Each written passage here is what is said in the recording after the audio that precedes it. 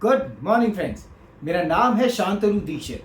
जैसा मैंने आपसे प्रॉमिस किया था, इस वीडियो में हम बात करेंगे कुछ ऐसे इन्वेस्टमेंट स्ट्रैटेजीज और ऐसे इन्वेस्टमेंट्स पे जो कन्वीनियंट है, रिस्की नहीं है और इन्फ्लेशन को इजीली बीट कर सकते हैं। इन्वेस्टिंग के सिर्फ दो ग्राउंड रूल्स हैं। फर्स्ट रूल इज कि इन्वेस्टमेंट कितना भी पोटेंशियली लुक्रेटिव हो और कितने भी ज्यादा रिटर्न्स एक्सपेक्टेड हो, लेकिन आप सिर्फ अपना ही पैसा इन्वेस्ट कर सकते हैं। I know of many scenarios जहां पे लोगों ने दूसरों से पैसा लिया है या फिर बैंक का पैसा लोन लेके इन्वेस्ट किया है and the results have turned out to be disasters. दूसरा रूल इज कि your investment is not your asset, your investment is your liability and you should be well prepared before you commit to one. जैसे भगवान श्री कृष्ण गीता में अर्जुन से कहते हैं, कर्म करते रहो, फल की चिंता मत करो। अगर आपकी फाइनेंशियल फिलॉसफी इन दोनों रूल से ही अग्री नहीं करती है and you are oppose to them, then you should definitely watch this video to understand more. अगर आपने इन्वेस्ट करना अभी तक शुरू नहीं किया है तो आप लेट तो हैं, लेकिन आप डेफिनेटली नेवर से तो बहुत बेहतर रहेंगे। नेवर वो है जो कभी इन्वेस्ट करेगा ही नहीं और हमेशा ही भगवान श्री कृष्ण पर डिपेंडेंट रहने वाला है। इन्वेस्टिंग बहुत ज्यादा सिंपल हो चुकी है। आप सब कुछ अपने घर से बैठे बैठे एक सिंगल क्लिक पे कर सकते हैं और इसी क्लिक से आप अपने इन्वेस्टमेंट्स को स्टॉप भी कर सकते हैं और आप जब चाहें अपने इन्वेस्टमेंट्स को रिडीम भी कर सकते हैं विद अ मिनिमल पेनल्टी और शायद नो पेनल्टी एट ऑल। और यही क्लिक डिफरेंस है आपकी एक्चुअल वेल्थ और इन नंबर्स में जो मैं आपको एक्सेल पे दिखा रहा हूँ। अगर आप 10,000 रुपीज हर महीने इन्वेस्ट कर रहे हैं और अगर आपके पास 20 ईयर्स का होराइजन है एंड लेट्स अज्यूम कि आप 8% ही रिटर्न निकालते हैं, लेट्स कैलकुलेट आपका फ्यूचर वैल्यू कितना निकलेगा। एक्सेल में देयर इज अ फॉर्मूला और उस फॉर्मूले से हम ट्राई करते हैं। The rate of interest is 8%, 240 payments because every month आप 20 ईयर्स तक देंगे तो 240 times payment goes away from you, इसलिए 10,000 माइनस में। Present value we don't know, type is 1 because आप beginning of the period invest करने वाले हैं। So it comes out to around 59 lakh rupees. So against the investment of 24 lakhs आपने अपने पैसे को 60 लैक्स बना लिया है, यानी कि ऑलमोस्ट 2.5 गुना। आपके वेल्थ के विजन और आपकी रियलिटी के इस गैप को मिनिमाइज करने के लिए मैं आपको कुछ इन्वेस्टमेंट स्ट्रैटेजीज बताता हूँ।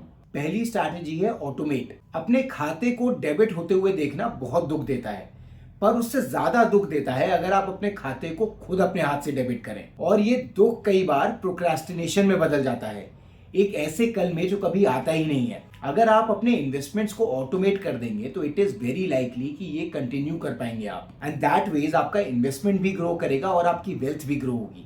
एक जनरली एक्सेप्टेड प्रिंसिपल है कि आपको अपने फाइनेंशियल कमिटमेंट सैलरी मिलने के 1 हफ्ते के अंदर फिनिश कर देने चाहिए। टेक्निकली ये बात ठीक भी है because you don't want to default, लेकिन प्रैक्टिकली ये आपको फाइनेंशियल डिसिप्लिन नहीं सिखाता है because of the sense of relief that you get कि अब मैं इस पैसे को जहां चाहे जैसे चाहे खर्च कर सकता हूं। इट्स बेटर अगर आप अपने इन्वेस्टमेंट्स को वीकली स्प्लिट कर लें। इससे 2 फायदे होंगे।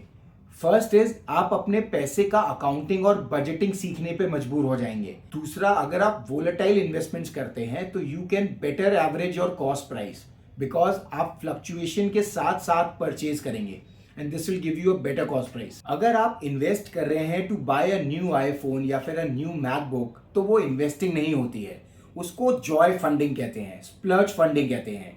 इन्वेस्टिंग गेम है पेशेंस का। आपको अपने इन्वेस्टमेंट्स को रिस्पेक्ट देना पड़ेगा। नेवर ब्रेक योर इन्वेस्टमेंट्स, वरना आपका जो वेल्थ का विजन है वो विजन ही रह जाएगा and it will never come into force. Increase your investment by at least the rate of inflation. मैं आपको 5% या 10% का इंक्रीमेंट भी सजेस्ट कर सकता था, लेकिन I want you to be financially aware. जब तक आप अपने पैसे में खुद नहीं घुसेंगे तब तक आप में कॉन्विक्शन आएगा ही नहीं। इन्फ्लेशन होता है महंगाई दर। एक बार ग्रोथ के साथ भी चेक करते हैं कि हमारा पैसा कितना बढ़ सकता है। The rate of growth is 5%, the rate of investment obviously is 8%। Formula लगा के हमारा पैसा बन गया 88 लाख रुपीज, यानी कि लगभग 30 लाख रुपए का ग्रोथ। लाइफ के फेजेस होते हैं और स्मार्टनेस इसमें नहीं है कि आप एक पर्टिकुलर फेज को कितना टाइटली और कितना देर तक पकड़ सकते हैं, बल्कि इसमें है कि आपको ये पता है कि इस पर्टिकुलर फेज को कब छोड़ देना है और अगले फेज को कब लैच ऑन करना है। इन्वेस्टिंग का प्रिंसिपल है कि आप जितने टाइम तक इन्वेस्टेड रहेंगे उतना ज्यादा आपको फायदा होगा। So ideally you should start young, but by 35 तो definitely you should start. Like it's always said, जब जागो तब सवेरा। अगर आपने अभी तक इन्वेस्ट करना शुरू नहीं किया है तो आज से ही शुरू कर दीजिए। अब मैं आपको कुछ ऐसे इन्वेस्टमेंट्स बताता हूँ जो कि इजीली इन्फ्लेशन को बीट कर सकते हैं and they are super smart. अपनी सैलरी स्लिप में पीएफ डिडक्शन देखना हर्ट करता है, लेकिन आपके पोस्ट रिटायरल किटी में ये मैंडेटेड इन्वेस्टमेंट एक बहुत ही इंपॉर्टेंट रोल प्ले करेगा। वॉलंटरी पीएफ सब्सक्राइबर्स के लिए एक तरीका है to invest additionally in PF. इसके बेनिफिट्स भी पीएफ जैसे ही होते हैं। इस साल का rate of interest is 8.25%, tax free and guaranteed by the government of India. इससे अच्छा कुछ हो ही नहीं सकता। पर यह भी इसका सबसे बड़ा बेनिफिट नहीं है। सबसे बड़ा बेनिफिट इज कि ये कट जाता है pre salary credit. It is a fact कि हम सब अपने खर्चे अपनी सैलरी के हिसाब से मैनेज कर लेते हैं। सो दैट वेज आपका एक इन्वेस्टमेंट हो जाएगा which is going to be significant post retirement, और आपके खर्चे तो मैनेज हो ही जाएंगे। ये साल गोल्ड और सिल्वर के लिए सेंसेशनल रहा है, बट अगर आप इस साल के रिटर्न्स को हटा भी देंगे तो उससे पहले के 15 सालों में gold has outperform the BSE benchmark. और गोल्ड और सिल्वर में इन्वेस्ट करना बहुत ईजी है। ETFs are available, sovereign gold bonds are available. So gold although बहुत ही ट्रेडिशनल इन्वेस्टमेंट इंस्ट्रूमेंट है जो शायद हम लोग नहीं करते हैं, but gold is never going to lose its glitter. I am sure ज्यादातर लोग आजकल SIPs करते ही हैं। मैं आपको बताता हूँ SIPs करने कैसे चाहिए। 3 फंड हाउसेस सेलेक्ट कर लीजिए। HDFC, ICICI, SBI are good enough. इन तीनों फंड हाउसेस के एक एक फंड सेलेक्ट कर लीजिए।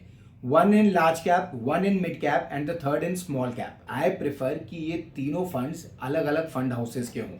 Ensure 2 things. Buy directly from the fund house. आप जब भी रेगुलर स्कीम लेंगे उसका मतलब है कि उसमें कोई इंटरमीडियरी इन्वॉल्व है और वो अपना कमीशन आपके NAV से ही निकालेगा। And always bye growth schemes. Dividend paying schemes over the period आपका यील्ड कम कर देती है। And last but not the least, अगर आपके पास हेल्थ इंश्योरेंस नहीं है तो आज ही अपने और अपनी फैमिली के लिए हेल्थ इंश्योरेंस ले लीजिए। दोस्तों, अपने इन्वेस्टमेंट्स को जितना सिंपल रखेंगे उतना अच्छा है। आजकल प्रोडक्ट्स बहुत सारे अवेलेबल हैं, लेकिन एक्सपेरिमेंट्स करने की कोई जरूरत है ही नहीं। ये 4 इन्वेस्टमेंट्स मेरे, आपके और ऑलमोस्ट हम सबके लिए काफी हैं। आई होप इस वीडियो में आपको समझा पाया मैं कि इन्वेस्टिंग सबसे इंपॉर्टेंट चीज है जिसके लिए यू शुड बी 100% कमिटेड। अगर आपको ये वीडियो अच्छा लगा तो मेरे चैनल को सब्सक्राइब कीजिएगा। And I promise I'll come back with more meaningful content. Till then, take care. Good day, good luck.